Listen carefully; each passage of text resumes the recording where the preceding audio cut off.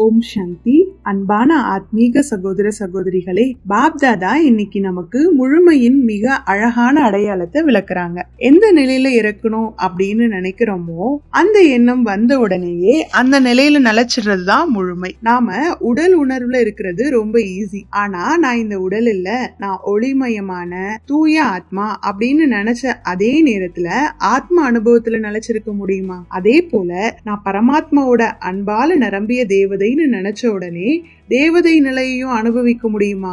சேவை செய்ய வேண்டிய நேரத்துல உடலை ஒரு கருவியா பயன்படுத்தி ஆத்ம விழிப்புணர்வோட செயல்பட முடியுமா? பாப்தாதா சொல்றாங்க, இந்த 3 நிலைகளான நிராகார், ஏஞ்சலிக் ஸ்டேஜ் ஆகியவற்றுல நாம விரும்பக்கூடிய நேரத்துல ஈஸியா நிலைச்சிருக்க கத்துக்கணும். இந்த பயிற்சி தான் நம்மள பாபாக்கு சமமான கர்மாதீத் நிலைக்கு கூட்டிட்டு போகுது. இன்னைக்கு ஒரு சின்ன பயிற்சி பண்ணலாம். ஒரு நிமிஷம் அமைதியா உட்காருங்க. நான் ஒரு தூய அமைதியான ஒளிமயமான ஆத்மா, இந்த ஒரு எண்ணத்தை உருவாக்குங்க. அந்த எண்ணம் வந்த உடனே அந்த அனுபவத்துல நிலைச்சிருக்க முயற்சி பண்ணுங்க. இந்த பயிற்சியை டெய்லி பண்ணீங்கன்னா எண்ணத்திற்கும் அனுபவத்திற்கும் இடையிலான தூரம் குறைஞ்சு முழுமை நிலையை நோக்கிய நம்மளுடைய பயணம் வேகமடையும். நன்றி. ஓம் சாந்தி.